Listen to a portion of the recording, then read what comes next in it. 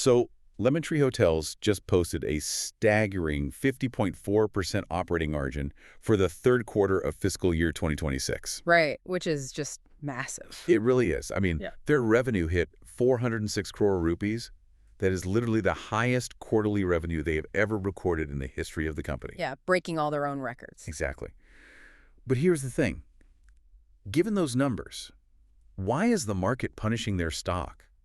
Like, why is it drifting roughly 30% below its 52-week high? It's a huge paradox, right? It really is. So today, we're taking you inside that massive, glaring paradox. Welcome to a custom-tailored deep dive built specifically for you, the listener who loves cutting through the noise to understand the actual mechanics of the market. And we've got a great source for this. We do. Our guide today is this brilliant piece of source material. It's an April 21st, 2026 article from the Substack called Equity Decoded by Spirit. The title is The Lemon Tree. India's most interesting hospitality bet isn't what you think. What's fascinating here is that this disconnect, the gap between this incredible operational execution on the ground and the seemingly negative sentiment on the stock exchange, it actually makes complete sense. Right, it makes sense. Well, yeah. I mean, it's completely logical if you look at the company through the traditional kind of outdated lens that most retail investors use. Ah, okay. The old metrics. Exactly. But if you look closer at the underlying architecture, you realize that Wall Street and Dalal Street might just be completely mispricing the most consequential bet in India's hospitality sector. Okay, let's unpack this, because before we figure out why the stock is lagging, we really need to understand the actual products. Yeah, you have to know what they're actually selling. Right. And when most investors scan the hospitality sector, I feel like they naturally gravitate toward prestige. Oh, absolutely. Everyone wants to own the luxury brand. Yeah, the instinct is to just assume that luxury equals unassailable pricing power. They look at a titan like IHCL, like the Taj Group, charging anywhere from 9,000 to 12,000 rupees a night. Or EIH's Oberoi brand sitting at around 14,000 rupees. Exactly. That's where the mind goes. And it's an incredibly seductive trap for investors because, luxury brands offer massive visibility, the properties are iconic, and the per-room revenue is undeniably high. Right. It looks great on a brochure. It does, but Lemon Tree isn't even trying to play that game, at all. They operate strictly in the mid-scale and economy segments. So we're talking about brands like Lemon Tree Premier, Lemon Tree Hotels, and Keys Hotels. Exactly. We are talking about average daily rates, or ADRs, sitting in the 5,000 to 6,000 rupee range. I want to push back on that traditional investor bias for a second, though.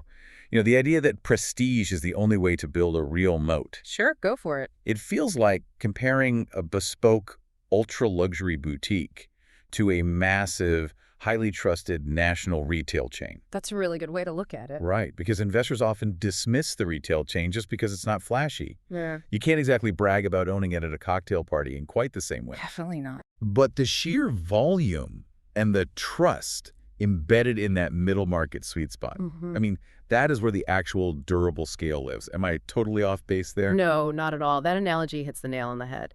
But we really need to quantify just how vast that national retail opportunity actually is in this specific geography. Okay, wait, hang on. We have to look at the structural reality of India's hotel supply. The country currently has roughly 0.27 hotel rooms per 1,000 people. Wait, 0.27. Yeah, less than a third of a room. So less than one room for every 1,000 people in the entire country. That is almost hard to visualize. It's wild, right? I mean, if you compare that to the US or Europe, it's practically rounding error. It really is. It is an environment defined by just extreme scarcity. And now you layer on top of that a massive demographic shift. The middle class. Exactly. India currently boasts an aspirational middle class of roughly 300 million people. That's almost the entire population of the US. Yeah, and you have corporate expansion driving second and third tier sales teams out into the country. These aren't, C-suite executives flying first class to Mumbai and staying at the Taj. Right, they don't have a corporate card with an unlimited budget. Right. These are regional managers doing site visits in Raipur. Or they're smaller companies organizing MECE events, meetings, incentives, conferences, and exhibitions. So who is serving them right now? If the Taj and Oberoi are completely priced out of reach, where do these regional sales teams actually sleep? Well, historically, they've had to rely on a highly fragmented, unorganized economy tier. And it's a gamble. Like rolling the dice on a local guest house? Exactly. Sometimes you get a decent place, sometimes you get an absolute nightmare. And Lemon Tree has basically engineered their entire business model to solve that specific anxiety. Oh, I see. It's about predictability. Yes. They provide a standardized, corporate-approved level of quality at a price point that perfectly aligns with the largest, fastest-growing demographic in the economy. They literally own the middle. Okay, that structural positioning makes perfect sense, which really brings us right back to our central mystery. The stock price. Right. If they own the most lucrative demographic, and they just posted record revenues, why is the stock chart going the wrong direction? Yeah, that's the big question. The source material points to something called the leverage illusion. And it seems like their top-line success is just being dragged to a halt by a very heavy bottom-line reality. Let's talk about the debt. Debt is definitely the central tension of the Lemon Tree narrative. As of March 2025, the company carried 1,493 crore rupees in long-term debt. Wow. Which, for anyone tracking the broader market, is just a massive liability to carry on the books. It's heavy, no doubt about it. Although, if you look at their trajectory, management has actually been trying to clean it up, right? The debt-to-equity ratio was sitting at 3.57 times in FY24, and they've wrestled it down to 1.28 times. Yeah, that is a meaningful improvement, but we really have to compare them to their peers to get the full picture. Okay, like, Look at companies like EIH or ITC Hotels. They operate with essentially zero net debt. Meanwhile, Lemon Tree's debt to EBITDA still sits at a staggering 11.24 times. ouch. Yeah, that's a huge difference. And this heavy debt load, it creates an optical illusion when retail investors look at the company's price to earnings, or PE ratio. I think this optical illusion trips up so many people who are just, running basic stock screeners online. Oh, all the time. So how does a 50% operating margin translate into a bad PE ratio? Walk us through the mechanics of that. Okay, so consider the third quarter of FY26. Lemon Tree generates a 50.4% net EBITDA margin from actually running their hotel. Right, so the day-to-day operation. Exactly. That means the core business of checking people in, cleaning rooms, serving food, that is highly profitable. However, their profit after tax, the actual bottom line, was a mere 82 crore rupees. Wait, so where did all the money go? Basically 3 places. First, the massive interest payments on that 1,400 crore debt. Obviously. Servicing debt is expensive. Right. Second, there was a specific cluster of one-off costs hitting this quarter. It was about 31.3 crore rupees related to new labor code changes and property taxes. Okay, so those won't happen every quarter. True. But the third, and really the most important factor here, is depreciation. Ah, depreciation on the physical hotels they own. Correct. When you own a massive physical asset like a hotel building, accounting rules require you to deduct a portion of its value every single year as it basically wears out. Right, but that's not actual money leaving their bank account today. Exactly. This is a non-cash expense. You aren't actually writing a check to anyone for depreciation, but it drastically lowers your paper profit. So they look less profitable on paper than they actually are in terms of cash. Yes. So you have this business generating tons of cash flow, but heavy interest and heavy depreciation make the final profit after tax look tiny. And then the PE ratio goes crazy. Right. When the profit looks tiny, the PE ratio shoots up, making the stock look ridiculously expensive to anyone just skimming the headlines. So a retail investor runs a screen, sees a sky-high PE ratio, assumes the company is overpriced and struggling, and just moves on. Exactly. They don't look any deeper. But the core hospitality metric tells a completely different story. The source points out that their return on capital employed, the ROCE, has jumped to 16.46%. Which is huge. Yeah, that's up from a historical average of 8.5%. They are getting incredibly efficient at actually running the business, but they're essentially being punished by the market for owning the buildings. Yeah, that is the tragedy of the asset-heavy model. The real estate debt completely masks the operational genius of the company. Which leads us to the most critical pivot in the company's history. Like, how do you escape that trap? You have to do something radical. Right. If owning the buildings is ruining the valuation of a fantastic brand, what is the strategic move? The answer, apparently, is to literally split the company in two. Yeah, it's a massive shift.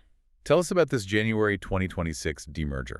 So the demerger is this master stroke that the broader market largely just dismissed as routine corporate paper shuffling. Just legal restructuring, they thought. Right. But in January 2026, the board approved a plan to separate the business into two completely distinct entities. Let me see if I can frame this, because I read this part of the source material and I immediately thought about the tech industry. Oh, interesting. How so? Well, it sounds like Lemontree is separating the software from the hardware, like the brand, the intellectual property, the booking engine, the management systems. That's the software. Right, okay. And the actual brick and mortar buildings, the land, the physical air conditioning units, Right. that's the hardware. Is that a fair way to look at it? That is actually the perfect framework. Under this demerger, Lemontree Hotels becomes a pure-play asset-light management and brand platform, so the software. Got it. And the buildings. A completely separate entity called Fleur Hotels becomes the asset-heavy ownership vehicle holding all the real estate, the hardware. But wait, if you just split the company, aren't you just playing a shell game with the debt? I mean, you still owe the banks. Well, that would be true, except for the massive capital injection that's accompanying this move. Oh, right. Private equity is getting involved. Exactly. Global private equity giant Warburg Pincus is stepping in. They are acquiring APG's 41.09% stake in Fleur. Okay, so they're buying out a partner. Yes, and they are also injecting up to 960 crore rupees in fresh capital directly into the real estate entity. Wow. That changes the balance sheet immediately. Completely. Once the dust settles, Lemontree shareholders will own roughly 32.96% of Fleur. So how does this fix the leverage illusion we talked about earlier? Like, what actually happens to that 1,400 crore of debt? This is the best part. Roughly 1,300 crore rupees of that debt gets completely ring-fenced into Fleur. Meaning the new Lemontree management entity, the software company, emerges from this process essentially debt-free. Yes. They emerge debt-free, and they instantly transform into a high-margin compounding machine. That is incredible. The management entity is actually guiding to reach 70 to 80% EBITDA margins by FY28. 70 to 80%, that's almost unheard of. It is. Meanwhile, Fleur, armed with that fresh Warburg Pincus capital, can renovate properties, acquire new land, and is projected to cross 1,000 crore rupees in net EBITDA by FY28. So the stock is lagging today because investors are trying to weigh a high-margin software business and a debt-heavy real estate business on the exact same scale. Right. And they are just getting a confusing average. You know, if I'm remembering my financial history correctly, this is the exact playbook that titans like Marriott and Hilton executed a decade ago. It's the exact same model. Yeah, they stripped the capital-heavy real estate off their balance sheets, became pure intellectual property and distribution businesses, and the market just rewarded them with massive valuation multiples. Exactly. If we connect this to the bigger picture, the global markets have proven time and time again that they will pay a massive premium for asset-light franchise models. Because the cash flow is so clean. Right. They generate immense free cash flow without requiring constant, grueling capital reinvestment to build new towers. Okay, let's fast forward to the day after the demerger is actually complete. The software is cleanly separated from the hardware. The new debt-free Lemontree still has to grow. Of course. How do they expand their footprint if they aren't building hotels anymore? Well, they let other people pay for the buildings. Okay, explain that. Moving forward, the aggressive expansion strategy relies almost entirely on franchise and management contracts. Lemontree will license its brand and its operational playbook to a third-party real estate developer. So a local guy in a Tier 2 city builds the hotel. Exactly. In exchange, Lemontree takes a 3 to 5% fee of that partner's top-line revenue while taking on absolutely zero capital risk. Wait, a 3 to 5% fee? Why would a company voluntarily give up basically 95% of the revenue on a property? That sounds kind of counterintuitive to growth. It sounds that way, but it's all about how it changes the risk profile. How so? Think about it. If you own the building and tourism drops by 20% one year, you still have to pay the massive mortgage. You could literally go bankrupt. Right, the fixed costs kill you. But if you just collect a 5% franchise fee, a 20% drop in tourism simply means your fee dips slightly. You have no debt to service. You face no existential threat. Ah, that is a brilliant way to insulate the business. And the pipeline numbers in the source material show that local developers are just eagerly buying into this. Oh, they love it. Yeah, in FY26, Lemon Tree only opened 20 hotels, but they signed 56 new management contracts. The pipeline is massive. Right. Heading into FY27, they have a staggering 138 hotels in the pipeline. They were deliberately front-loading future risk-free revenue. It's incredibly smart. But I think we have to talk about the elephant in the room here. Okay, let's hear it. They aren't the only ones trying to capture this Indian mid-market. I look at this landscape, and I immediately think of Oyo. Yes. The OYO factor. Right. I mean, Oyo is ubiquitous. Their parent company, Prism, just posted a 245 crore profit after tax in FY25. How is OYO not an insurmountable threat to Lemon Tree's expansion? So the OYO comparison comes up constantly, but we really have to dissect what OYO actually provides versus what Lemon Tree provides. Okay, what's the difference? OYO is fundamentally an aggregator of independent properties. They are an online travel agency visibility play. So they just slap their sticker on an existing hotel. Essentially, yes. Yeah. Yes, they have massive scale, and yes, their financials are stabilizing. But OYO burns significant capital, and most importantly, they do not control the physical brand experience. Meaning, as a guest, you don't really know what's waiting for you behind the door. Exactly. You might get a pristine room, or you might get a broken shower and a lumpy mattress. And that is precisely the issue. For the demographic, Lemon Tree is targeting, the corporate business traveler. The regional sales manager predictability is the most valuable commodity. Right. You can't risk looking bad to your boss. Exactly. A corporate travel manager booking 50 rooms for a training seminar in Pune cannot risk 50 unpredictable experiences. OYO competes on digital visibility. Lemon Tree competes on a trusted, ironclad standard. It is a completely different value proposition. That makes perfect sense. But OYO isn't the only competitor out there. No, it's definitely getting crowded. The source material outlines some real heavy hitters entering the space. We are seeing massive global chains making aggressive moves. Yeah, the big guys are waking up. Accor and Interglobe are partnering with Tribo, and they're aiming to roll out 300 hotels by 2030. Wyndham is launching its La Quinta brand in partnership with Signet, targeting over 60 properties.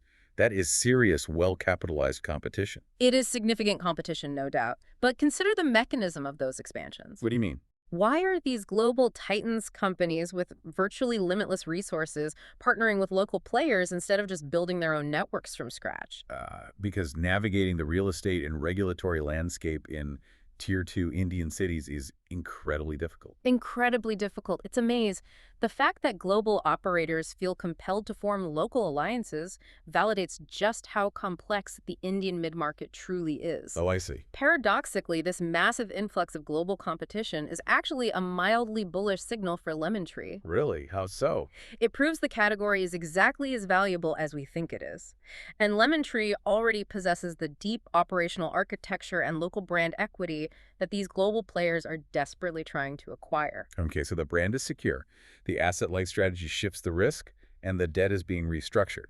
But none of this matters if people simply stop traveling. Right, the demand side of the equation. Exactly. Yeah. Having 138 hotels in the pipeline is just a vanity metric if those rooms just sit empty. So what is the macroeconomic case that guarantees travelers will actually fill those rooms across the country over the next 5 years? Well, the macro tailwinds currently driving Indian domestic travel are historically strong right now. Okay, break them down for us. First, you have a massive capacity expansion in aviation.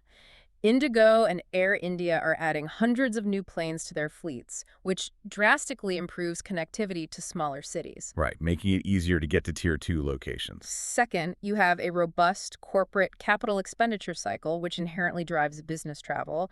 And third, you have a powerful cultural push. The government's Dekho Apna Desh initiative is aggressively encouraging domestic tourism. All of which creates a massive widening funnel of people who need places to stay. Absolutely. But here's where it gets really interesting.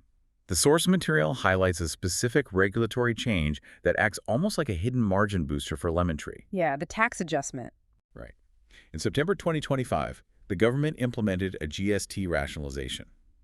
They lowered the effective tax incidence specifically for the mid-scale and budget segments. Which fundamentally alters the unit economics of every single room they sell. Walk us through the math on that. Why is a tax cut such a massive advantage if they aren't the ones paying the tax anyway? I mean, the customer pays GST. Because of pricing power. Yeah. Imagine a room costs 5,000 rupees and the tax drops by 5%. Okay. Lemon Tree basically has a choice. They could lower the final price for the consumer, making the room cheaper, Sure. or they could keep the final price at 5,000 rupees and simply pocket the difference as pure margin. And because demand is so high. Exactly. In an industry that is already running near 70% occupancy in top markets, demand is strong enough that they don't need to lower prices at all. That tax cut flows directly to their bottom line without requiring them to lift a finger. Man, it is incredibly rare to see a broad government tax policy inadvertently serve as a targeted profit catalyst for a specific tier of a specific industry. It's like a gift from the macro gods. Truly. And it positions them perfectly for the geographic shift happening right now. The data shows that emerging Tier 2 and Tier 3 hotel markets saw ADR growth of 11.8% and demand growth of 17.6% in 2025. The growth is moving out of the metros. Right. But I have to wonder, if those smaller cities are booming, what stops the luxury giants from just pivoting? Like, could the Taj Group just build a massive property in Raipur or Tirupati and steal Lemon Tree's lunch? They could try, but the underlying economics would severely punish them. Why is that? A brand like Taj requires an immense initial capital investment to maintain its luxury standard. Marble floors, massive spas, multiple fine dining restaurants. Right. They can just build a basic box. Exactly. If they build that in a Tier 2 city where the maximum rate the local market will bear is, say, 5,000 or 6,000 rupees, it would take them decades to recoup their investment. Oh, the math just doesn't work. It doesn't. Lemon Tree's entire operational playbook was engineered from day one to be highly profitable at that exact 5,000 rupee price point. They face almost zero threat from luxury incumbents in those specific geographies. And because Lemon Tree is transitioning to the franchise model, they don't even need to buy the land in Raipur to capture that growth. Right, they just partner up. They just license the brand to a local developer who already owns the land, take their 5% fee, and move on to the next city. Exactly, yeah. That is the beauty of the model. And when you look at how the market is valuing this sector right now, the disconnect we opened the show with becomes glaringly obvious. Let's talk about the valuation gap. Currently, IHCL, the Taj Group, trades at a PE ratio of approximately 52 times. And they boast a market cap over 95,000 crore rupees. Okay, massive premium. Meanwhile, Lemon Tree currently sits at roughly a 40 times PE. That's a significant difference. It is. Given Lemon Tree's post-demerger growth trajectory and the expected valuation re-rating that almost always accompanies a shift to an asset-light management model, that discount demands serious attention. So what does all of this mean for you, the listener, as you navigate this information? The real signal cutting through the noise here is that a stock price is not always a perfect reflection of how well a business serves its customers. It's so important to remember that. Sometimes, a lagging stock price simply reflects a messy capital structure that happens to be in the middle of a deliberate, complex repair job. Yeah, it's under construction. Right. The gap between Lemon Tree's record-breaking 50% operating margins and its struggling stock isn't a failure of their hospitality. It's really a delayed market reaction to a financial engineering masterstroke. Which means the key for anyone analyzing this space over the next 12 to 18 months is purely to monitor execution. What specifically should we be watching? You need to watch for the successful, finalized completion of the demerger by mid-FY27. That's crucial. Okay, getting the paperwork done? Yes. You also want to see their revenue per available room, or RevPAR, continue to grow at a steady 8 to 10% clip. And crucially, you really need to verify that Fleur, the real estate entity, actually uses that Warburg Pincus capital injection to meaningfully pay down its debt load. Because if they don't, the hardware company is still in trouble. Exactly. What are the genuine risks to this thesis, though? Like, what could completely derail this strategy? Well, the macro risks are always present. A sudden economic slowdown could chill the corporate capex cycle, which directly hits domestic travel demand. If companies stop sending sales teams out, the rooms stay empty. Right. Furthermore, if credit conditions tighten significantly in India, those local real estate developers might pull back on construction. And that would stall Lemon Tree's entire pipeline of management contracts. Exactly. They rely on other people building the hotels now. We started this deep dive talking about intuition.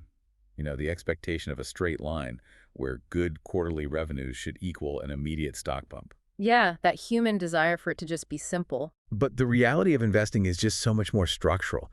It requires looking past the optical illusion of a trailing PE ratio and really understanding the architecture underneath. You have to look under the hood. So I want to leave you with a final provocative thought to mull over. Okay, let's hear it. If the entire future of the hotel industry is shifting toward this asset-light model, where companies like Lemon Tree no longer need to buy land, pour concrete, or own buildings to expand their footprint, does capital stop being the ultimate moat in this industry? Oh, wow. That's a huge question. Right. And if having the most money to buy prime real estate isn't the ultimate competitive advantage anymore, does pure brand trust become the only true currency in the hospitality business? That is a fundamental shift in industry dynamics. And I mean, it is the exact question every single legacy operator is going to have to answer over the next decade. Thank you so much for joining us on this deep dive. We'll be back soon to unpack another complex story and find the signal in the noise. Until then, keep questioning the consensus.